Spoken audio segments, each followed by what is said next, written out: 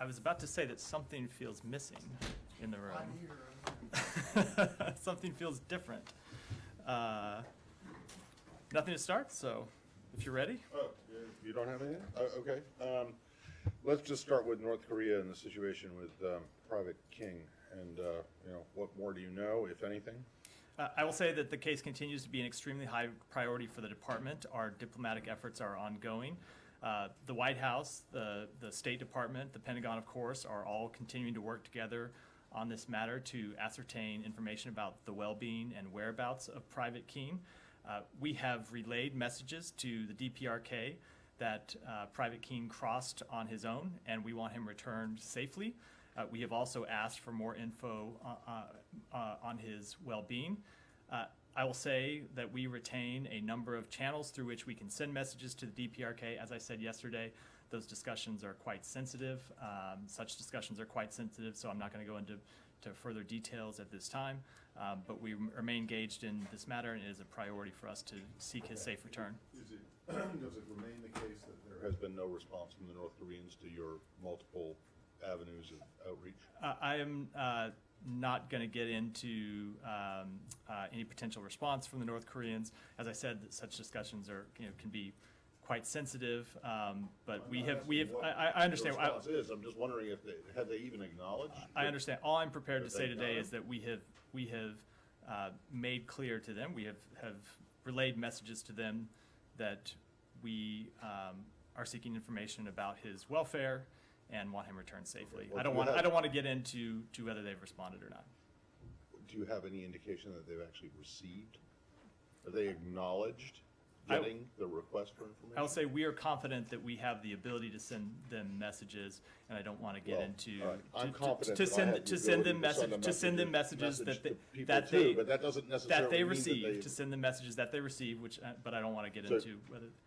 So you won't say whether you know that they have gotten them? I'm just going to say we have confidence in our ability to send messages that they receive. Yeah. Follow up on that. So prior to this case, I wonder if you could talk us through what is the status of relations with or communications with the North Korean regime. You know, I think when this administration came in, there was initially like an outreach. And we were saying for a while that you hadn't heard a response. So is there a regular, in any form, back and forth between the U.S. and Pyongyang? There is no regular contact. I will say communications between our two countries are limited. We have made clear on a number of occasions that we have wanted to have discussions with them about their nuclear program and their violation of UN Security Council resolutions. We have made outreach to them on a number of occasions, but the responses have been limited. Is there a specific military-to-military line for avoidance of for deconfliction and that kind of thing? I will leave it to the Pentagon to speak to that. Secretary of the Army said she was worried about how he may be treated if confirmed. What is your position on that? Is that something you're worried about, how he will be treated inside North Korea? Certainly, I think we would always have concern, given the treatment by North Koreans of past detained individuals. We would have that concern, and that's why, one of the reasons why we are reaching out to ask for more information about his well-being. Follow up on, you said that the U.S. has relayed messages that Private King crossed on his own. Do you say that to mean that he didn't do so with the support or the encouragement of the U.S. government? Correct. Okay. And then is there any reason to believe at this time that he had any contact with the North Koreans before crossing over? Not that I'm aware of, no. Anything else on this before we move on? Okay, Saeed, go you first. Thank you, Matt. Sorry for being late. I don't know if you said anything at the top about the visa waiver, but I want to ask about that. Okay. First of all, I asked you yesterday whether there's going to be any kind of guidelines to really determine where Israel complies or not, does not comply with its pledge. Do you have any guidelines, special guidelines, or are they're the same for all countries that have have visa waivers. Well, so the general principles are the same for all countries with respect to compliance with the visa waiver program. Of course, there are always technical considerations that I won't get into from here that we will be monitoring. There are policy considerations and technical considerations that we will be monitoring to ensure that they are compliant before making a decision about actual entry into the program. Well, it seems that, despite your pledge, it seems that, the equal treatment for Gazan Americans is just not there. So I will say that Israeli authorities have assured us that all U.S. citizens, even those on the population Palestinian registry, will be eligible for visa-free travel. Israel's regulations and public-facing guidance should reflect this understanding. We do expect that the Israeli government will further modify its regulations and public-facing guidance in the coming days to fully reflect these understandings. We seek equal treatment regardless of national origin, religion, or ethnicity for all U.S. citizens, including those who are in Gaza. And including getting in and out of the Eretz crossing. I will say that we, of course, recognize that the security situation is different in Gaza than in the West Bank, which, of course, would necessitate different procedures for people who are in Gaza. Nevertheless, it's our expectations that Americans who are in Gaza are included in this program. I have a question on Lebanon, but I'll wait. Okay. Anything else on this? We'll just do your Lebanon question then. We'll go. I'm sorry? You can do your Lebanon question now if you want. Okay, great. Well, the Lebanese. I didn't mean to put you on the spot. It's okay. The Lebanese government, or the Lebanese lodged a complaint yesterday with the European Union because the European Union seems to be saying that Syrian refugees should remain there. And I was wondering whether this was also the position of the United States government. Where do you stand on the Syrian refugees in Lebanon? Because there's been a lot of calls to get them out, send them home, whatever.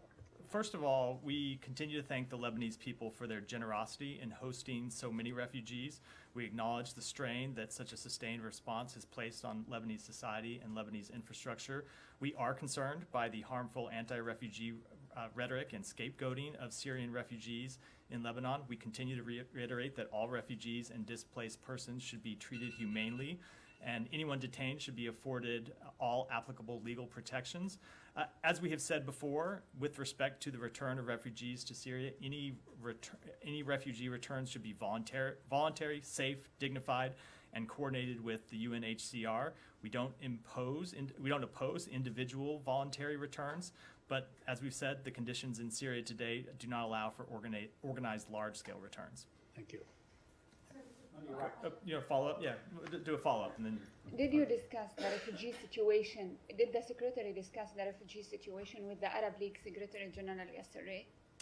I don't have a specific readout, but that is typically one of the conversations we discuss with partners in the region. Okay, on Iraq, but I don't want to take. Now you're jumping in line, but Yeah, go no, ahead. Go. Let me come to you next, because Okay. go. I'll ask on Iraqi. Okay. And then I saw your statement on the protesters in Iraq and condemning the attacking on the Swedish embassy in Baghdad. Do you have any reaction to the Iraqi Prime Minister's decision to expel the Swedish ambassador in Baghdad? I would say that we would urge restraint and open dialogue between our partners, Sweden and Iraq, on this issue. And then what's your comment to the Muqtada al-Sadr's comments today? He said that I will talk to the American. The U.S. is the country of terrorism and homosexuality country, and they are not allowed to condemning us. Do you have any comments on that? Who made that comment? Muqtada al-Sadr, he is the Shiite of course. cleric. I don't think I would have any comment on that other than what was he specifically reacting to with that comment? To your statement that you're condemning Iraq on the protests, On the Swedish protests, media. well, I don't have any specific reaction to him, obviously, than to say that we strongly condemn the attack on the Swedish embassy in Baghdad, and there is no place for violence and violations of law. And you know that the Muqtada al-Sadr has a lot of supporters in Iraq. When he's speaking to the streets and a lot of people doing this protest, even yesterday's protest was the Muqtada al-Sadr's supporters. Do you have any concern that maybe this will lead to the protest against the United States in Iraq? I would say, first of all, that just with respect to physical infrastructure, our embassy is located in a different area than the Swedish embassy. In terms of any potential threats to our embassy, we've seen no reason to change the posture at our embassy now, but of course we always monitor the situation on the ground. But I would just reiterate that any protest should be peaceful protests. We fully support the right of anyone, anywhere in the world to protest peacefully on any issue that they may, on which they might want to raise their voice. What we oppose anywhere in the world are protests that turn to violence, and unfortunately, that's what we saw last night. And one last question. The Iraqi president summoned the U.S. ambassador over your remarks about Luis Sacco, Cardinal Luis Sacco. Are you still on the same page about Luis Sacco? Yes, absolutely. And I would reiterate that we remain concerned with the harassment of Cardinal Sacco. His position as a respected leader of the church is under attack from a militant leader who remains under sanctions, and we will reiterate that concern directly to the Iraqi government. Did you want to do one on Iraq? I promised to come next. Just to follow up on that, did you convey your message, your condemnation directly to the Iraqi PM? We saw the statement, but did the ambassador reach out to the Iraqi government?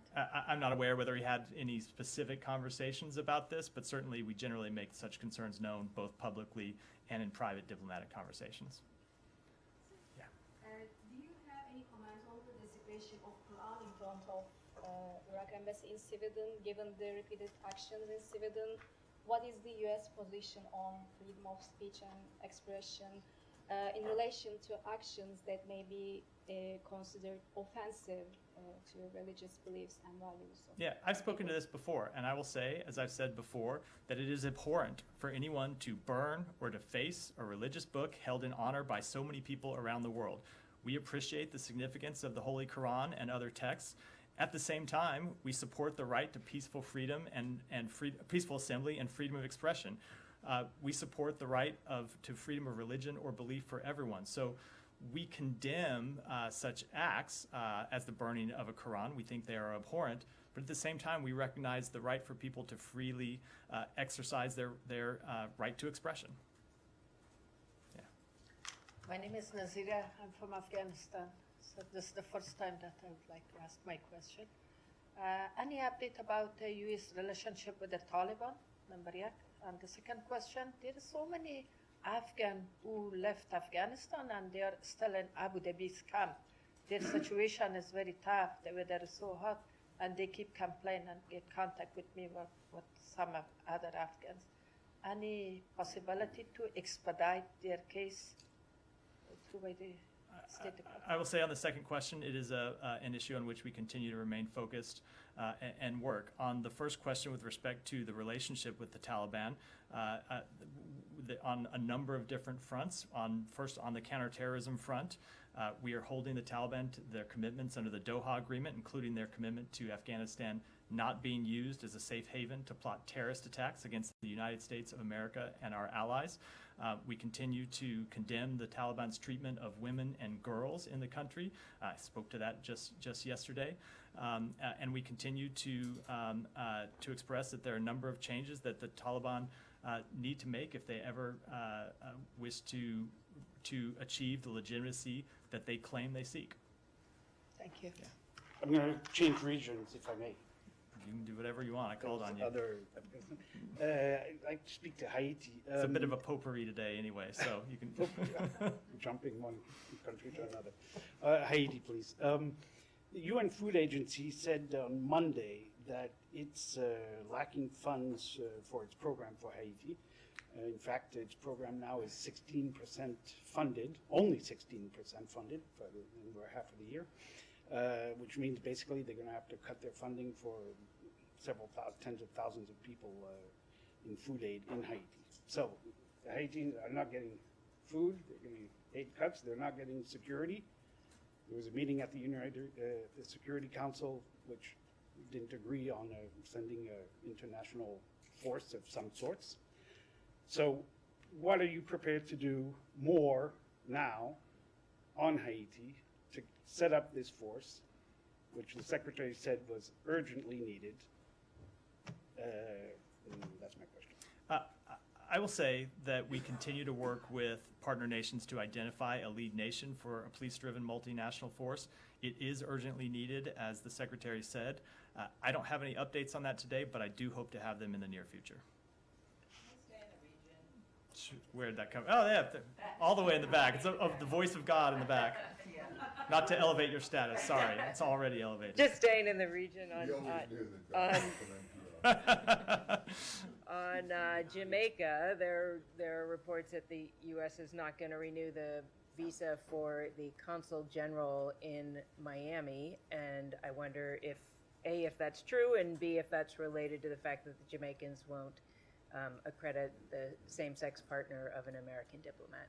So I would say two things. Number one, that one of our top priorities is to ensure that privileges and immunities are granted to spouses of personnel assigned to U.S. embassies and consular posts regardless of sexual orientation or gender identity. The department's policy regarding the accreditation length of diplomats from missions to the United States, however, is applied universally, absent a reciprocal accreditation policy. And diplomats accredited to those missions are expected to end their tour after 5 years and depart the United States. Right, but you could give a waiver, and you're not giving a waiver in this case? We have not at this point, but I don't have any further update. Just to follow up on, Yeah. is there an actual case of a diplomat whose same-sex spouse is being denied those privileges in Jamaica, or is that not accurate? It's a policy concern at this point. Overall It's a policy concern. not a specific Correct. concern. Okay. Different question? That it could happen, or that it has happened? That it is a policy concern that same-sex spouses would not be granted Yeah, the but same have- rights and privileges. But has it actually happened? I'm not aware of it happening with respect to a specific I mean, individual, it's a concern but of mine that I might get hit by a bus when I walk it is out a on the concern street, over but- a specific policy. Yeah. That could be applied, But it hasn't been yet. not that I'm aware of. Different question? Go ahead. On human traffic. No, go. I'll come to you. Go. Sorry. Thanks, Matt. Late in September this year is World Maritime Day, and the United Nations is holding events. Iran had offered to hold a parallel event in Tehran, but today apparently the United States shot it down and led a move to reject that offer. Can you expound on that, please? You're right that the International Maritime Organization today rescinded a decision for Iran to host World Maritime Day event. I wouldn't say it's just the United States. I think the vote was something like 15-2. I may have that with some additional abstentions. I may have the numbers exactly wrong, but I think that's generally in the ballpark. But you're right about our position, which is that Iran has no business hosting any official international gathering related to maritime affairs because it has repeatedly demonstrated its contempt for international maritime rules, standards, and safety. You've seen them interfering with the free navigation of vessels recently, so we did think that it was appropriate that they not be allowed to host this event, and the IMO agreed with that. Iran, I will go ahead. Switching over to Russia, I wanted to ask about the new sanctions today on the 120 individuals and entities. I know the release said that it was to further hold Russia accountable for the war in Ukraine, but is there something specific that prompted these? If you could speak a bit more to why now and why. I would say first, before I do want to highlight a couple of the examples, but first to answer that question. So one of the things we made clear when we first started rolling out sanctions on the first day of the invasion, the immediate days that followed, and then the months since then, is that we would do two things. One, continue to look at ways to impose sanctions on new individuals or new entities that we thought would be appropriate to further our goals of holding Russia accountable, number one, and number two, degrading its ability to conduct the war. Sometimes those new sanctions come because we're able to gather new information. Sometimes it's because we see new entities behaving in a way that they didn't. A lot of this is technical work that does take time. And then the second thing we continue to do is look for ways to tighten our sanctions when we see sanctions evasion. So I will say with respect to these specific examples, if you look, number one was a leading Russian engineering, procurement, and construction entity that's directing construction activities for future Russian energy export activities. Another was one of Russia's top producers of metals such as copper, zinc, gold, and silver. 5 additional Russian financial institutions. So you've seen us impose sanctions on Russian financial institutions in the past. So with all of these sanctions, what we're always doing is trying to find additional ways to, as I said, one, hold Russia accountable, and two, choke off its ability to either fund, finance, or construct materials for its war machine. So this has nothing, the timing doesn't have anything to do with the Black Sea Grain Initiative? No, these sanctions were on track well in advance of Russia's decision to withdraw. Go ahead. Okay. Thanks, Matt. Christian persecution is a serious problem in Iran. According to Voice of the Martyrs persecution.com report, as pastors are often arrested, tortured, and imprisoned, and their families are harassed.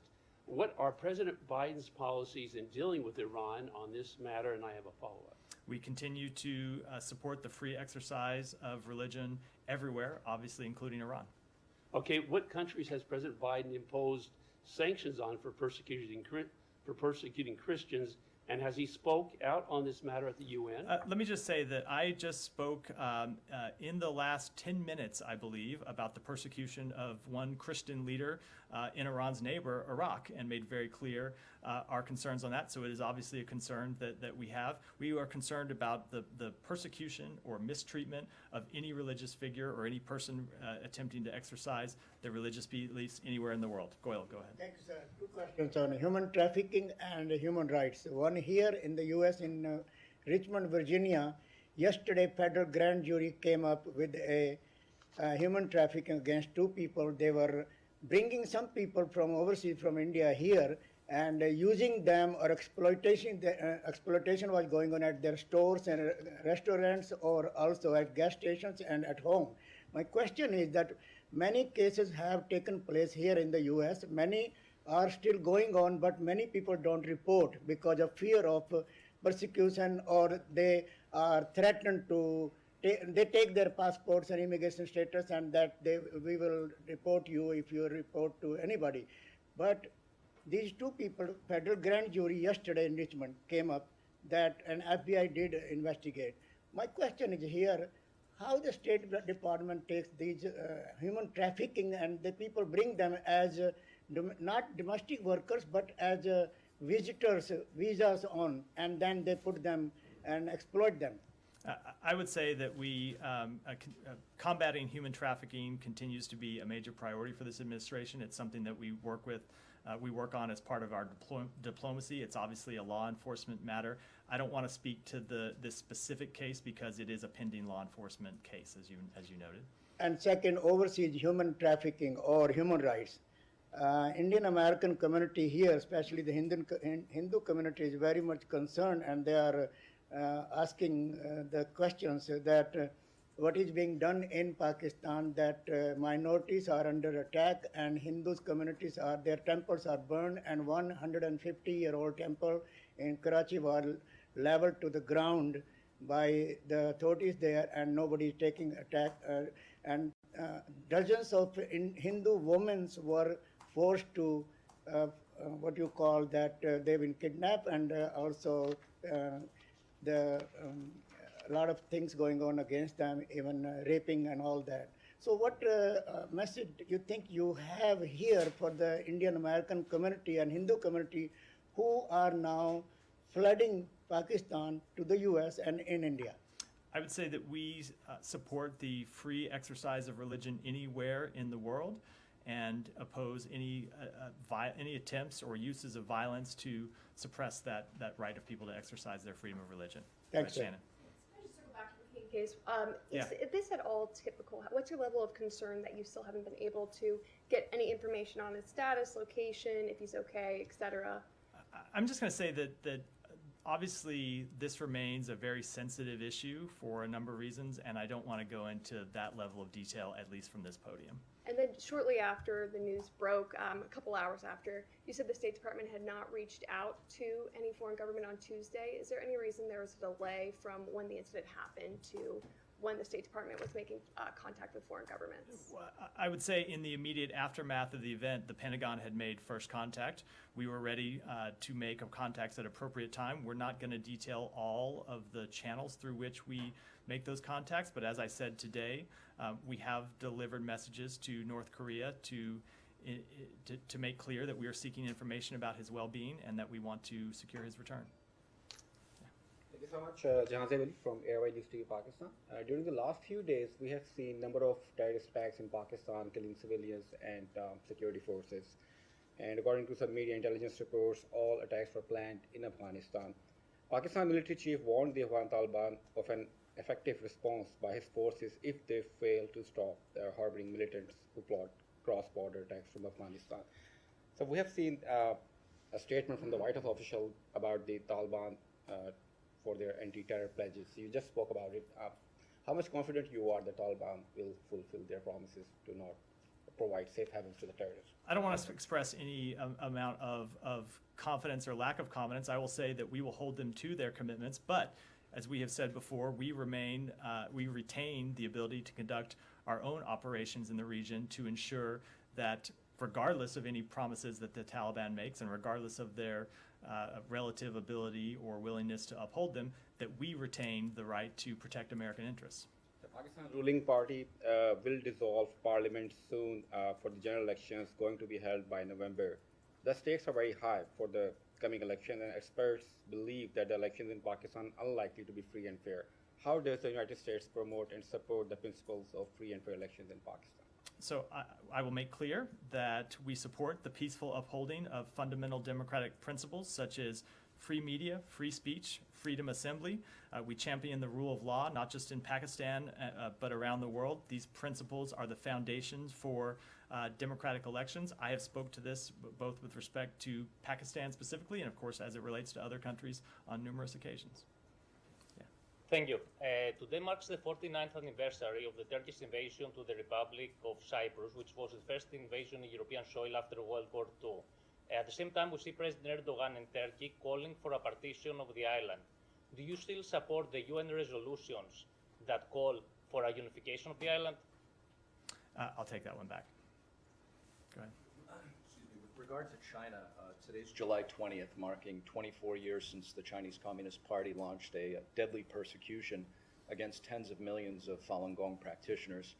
The Biden administration has stepped up action in sanctioning individuals responsible for the persecution. However, there are reports on the ground that the persecution continues to persist, organ harvesting continues to persist. So I guess my question is, does the administration have plans to pressure Beijing further with regard to this? I think we've made our position unclear on this. As you've said, we've imposed a number of measures already. It's an issue that remains of concern for us, but we never preview sanctions or other enforcement actions from the podium. Anything else? I got one more. Go ahead, and then I'll wrap up. This has to do with Congress, but it doesn't have to do with subpoenas. Senate Appropriations Subcommittee on State and Foreign Ops today marked up the budget, basically. I presume that you're happy with the result of that, if you even know what it is, because I think it just happened an hour or so ago. But included in that was an amendment related to this case in Cambodia that I've raised with you before about Terry Singh. Yeah. Which explicitly calls for her to be designated wrongful or unlawfully detained. And I'm just wondering, one, if you support that kind of an amendment, and two, has there been any movement on the consideration of this designation within the building? I will do the second one first. I don't have any update on the status of that consideration. Obviously, as you and I discussed before, we continue to call on her release. And with respect to the amendment, I don't know that I certainly haven't reviewed it in detail. I don't know if the building has, so I don't want to take a position from here. All right. Thank you. Thanks, everyone.